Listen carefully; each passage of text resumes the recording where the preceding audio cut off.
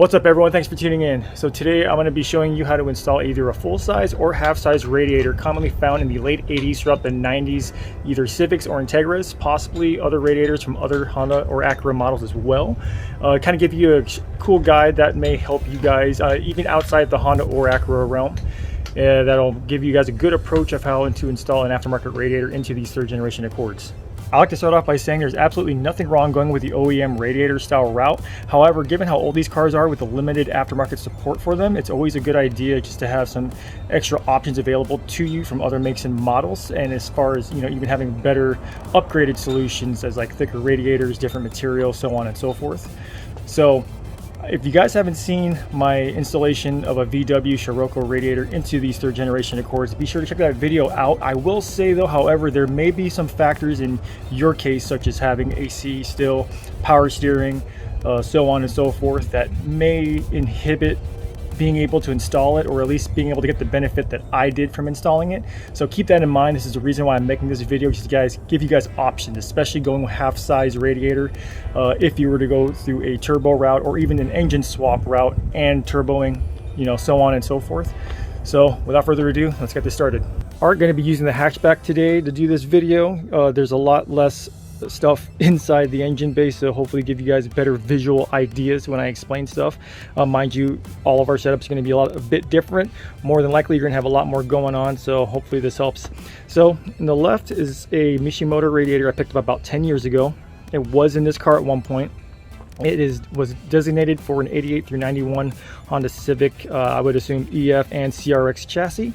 To the right is the OEM style radiator for the third generation 1986 to 89 Accord. And what's installed it right now is a half-size radiator that I put in there from my 96 Honda Civic EX. So right now there's a dual core Yonaka radiator in my 96 Civic Coupe, which has been working flawlessly throughout the years. So, not mounted, right? And yes, this radiator did work to keep this car cool. So as you can see, if you were to mount a turbo kit on this 8 series, or if you're going to swap in any dual cam engines such as a B series, H series, you can see how much more room would be available to where the turbo manifold and the turbo would not interfere with the radiator, which is most of the reason why most people go with a half-size Civic radiator. We can also do companies such as Speed Factory make a tucked radiator, which is about half the size height-wise as this radiator, and it pushes forward far enough to where it won't be in the way of a turbo system or crazy header setup if you were to have one custom made. So I'm going to show you guys the pros and cons of each one, how to mount it, and go from there. So the one con about the half-size Civic radiator is that it's too tall enough to where if I put the radiator support on this thing, it's going to interfere. Now, can you cut this thing to modify it to where it can go around it to not hit the top of that? Yes, you absolutely can. Another option would be making a custom radiator support, which I've seen many members and other people that own these cars, they have done that. Some of them look really well.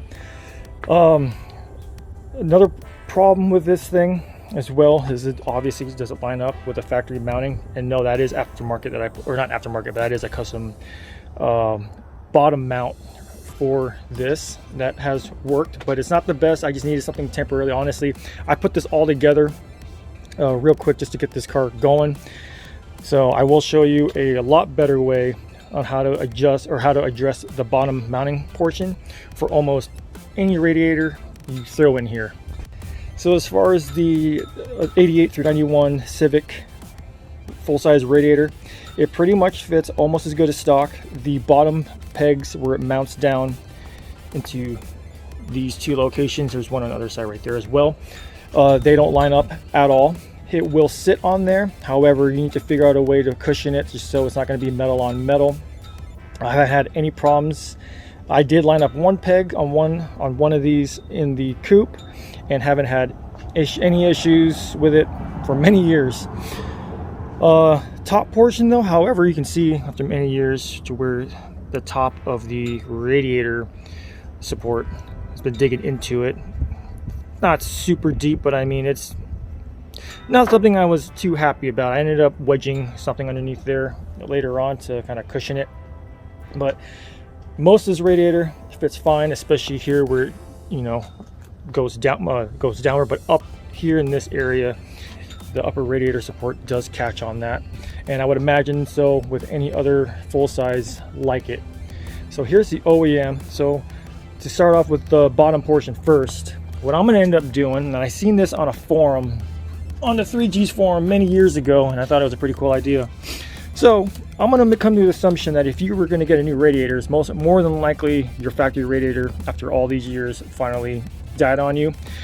So what I'm going to end up doing for the lower mount, since these factory pegs down here mount to this chassis, I'm going to remove this bottom portion, install it here, and then see where the pegs from a full size or half size radiator are, mark it down, and I'm going to drill and make my own mounts utilizing this bottom end tank of the OEM radiator.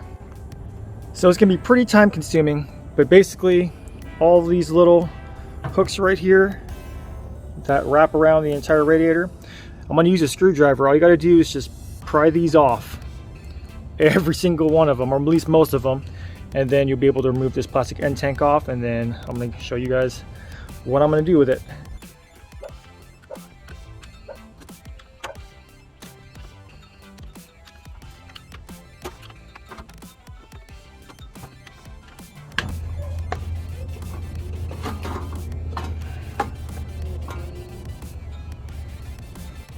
Looks yummy, huh?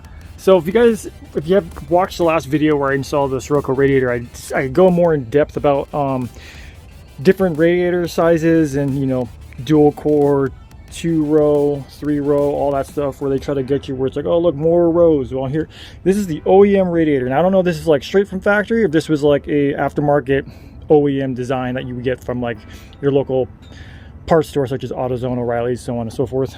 But so I already measured this. So this core is 1 inch thick. However, now I took apart, these are your rows when they say 2-row, 3-row.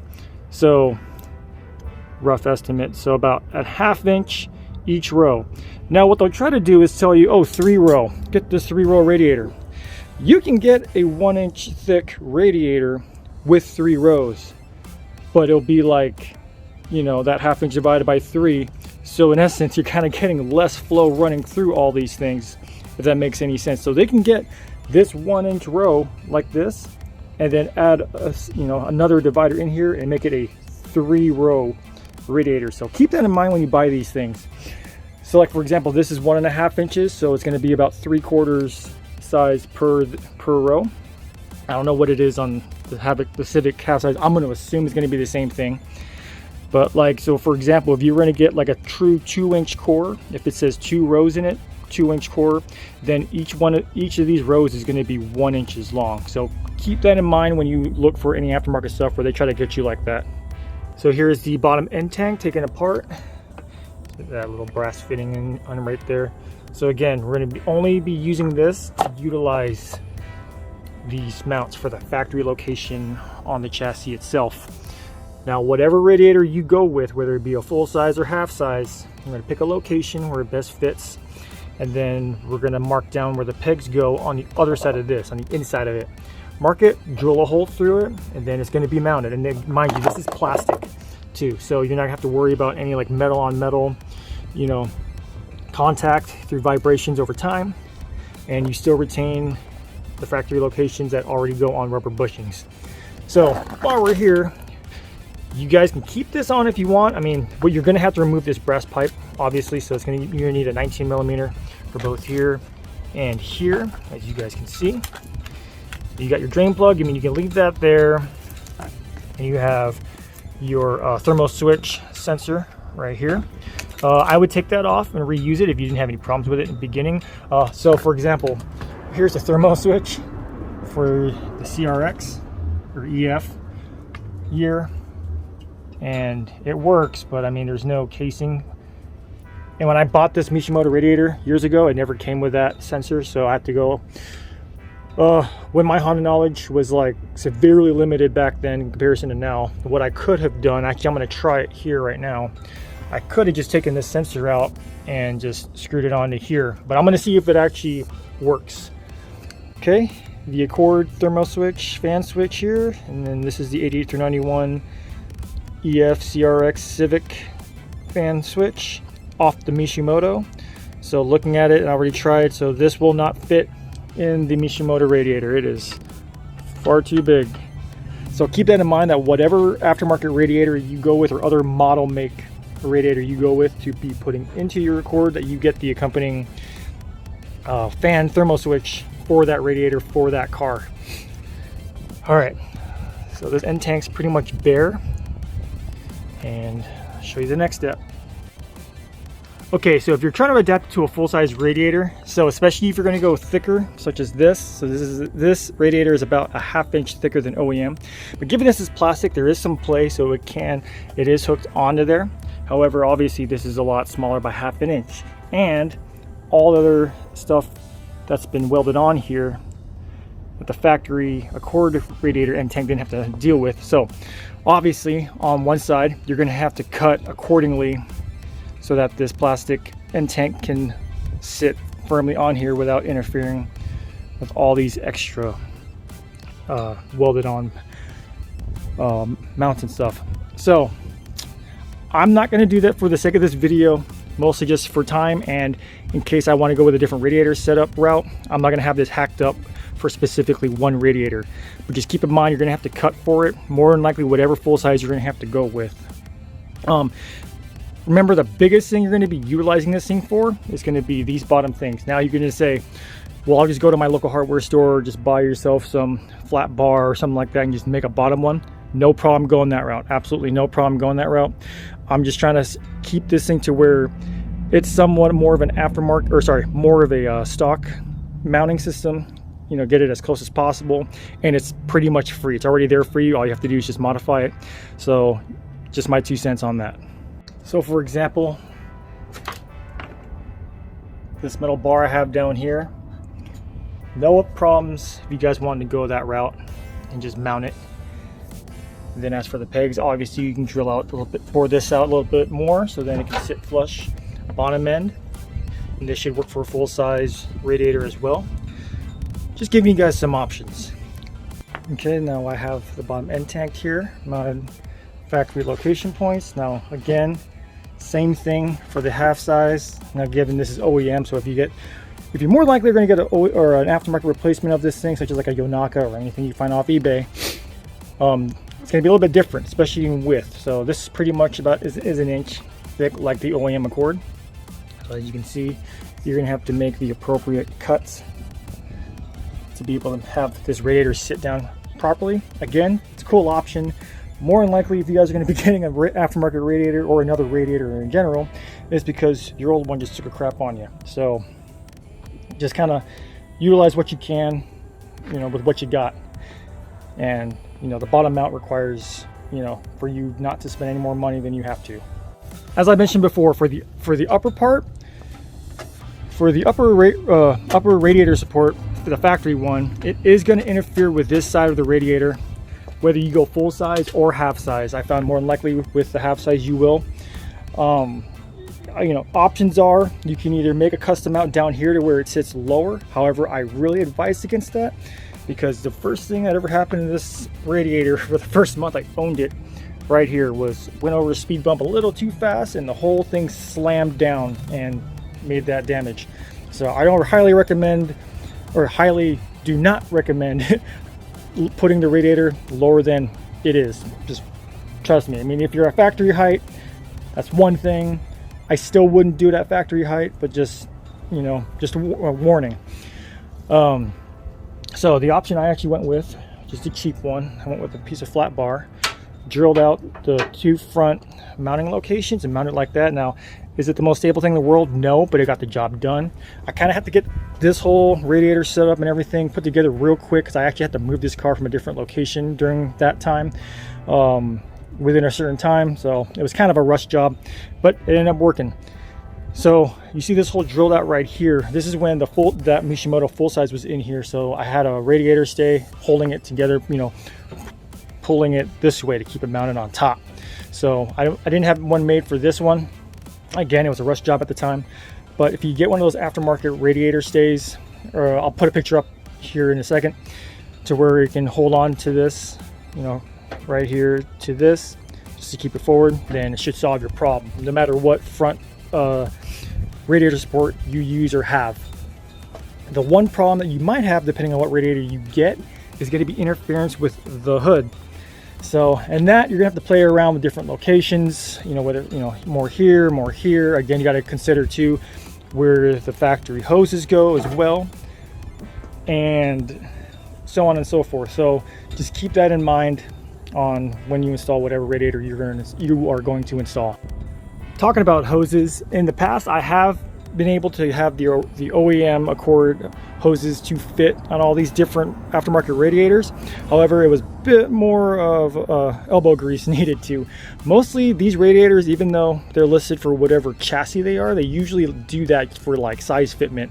But what they usually end up doing, to my assumption, is that they always go a size up, because maybe they accommodate for people that do swaps, such as B series, H series, because the inlet and outlets are a bit bigger than for the single cams and stuff. Correct me down in the comments if I'm wrong on that. I'm pretty sure all dual cam inlet and outlet radiators and hoses are bigger than D series. So for example, this is the A series end tank, and this is about an inch overall diameter, give or take, and then this is about an 1/8 inch wider than this. And now 1/8 inch doesn't really sound a lot, but I mean, when you're trying to fit that hose over there, it matters a lot, especially, you know, when it has this outside diameter for it, you know, to hook to where you clamp on so the clamp doesn't slide off. So keep that in mind. I have not known of any other hoses from other cars to work for this. If you guys have ever seen like the D series or B series upper radiator hoses, they're quite short in comparison to the A series. So the only other options I've seen that I myself would go with, which is kind of pricey, would just go with a whole custom like AN style fitting, to where it's pretty much any length of hose and they can flex and be routed any way you want to. So I'll leave a link down in the description for that if you guys are interested in something like that. One last thing to consider too as well is, if you guys know, the factory location for the overflow tank is going to be down here towards the passenger side USDM. So you can see here for where the hose would go for overflow. Not too big of a deal on the Civic, because these go straight out. Now on the Mishimoto for the EFCRX, it's pointed this way, so I actually have to move that overflow tank and put it on the driver's side. So keep that in mind when you're doing these things. Like sometimes, like, oh, it'll fit. There's a lot of other accommodating factors that you may not have considered for. So keep that in mind when you guys decide what radiator you want to throw in this car.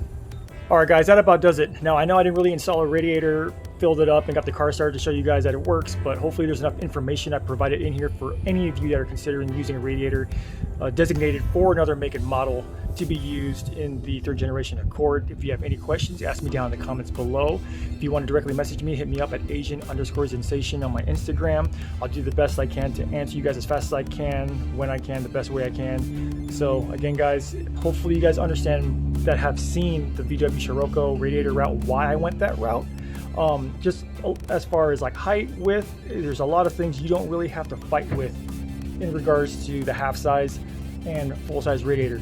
Again, I'm not telling you one's better than the other. It just depends on what your application is. If it's just, you know, just an OEM replacement, it's just an A to B car, no problem going OEM route. If you want something a little bit better than OEM and you're still not, you know, making a race car out of it, that's fine as well. If you are doing like a race car turbo build or whatever, however you're going to mount your turbo, your intercooler, so on and so forth, or you're going to do a custom header route, again, just options are available for you guys. So whatever works for you guys, you know, be sure to choose what best works for you. Thanks for watching, guys. I'll catch you on the next one.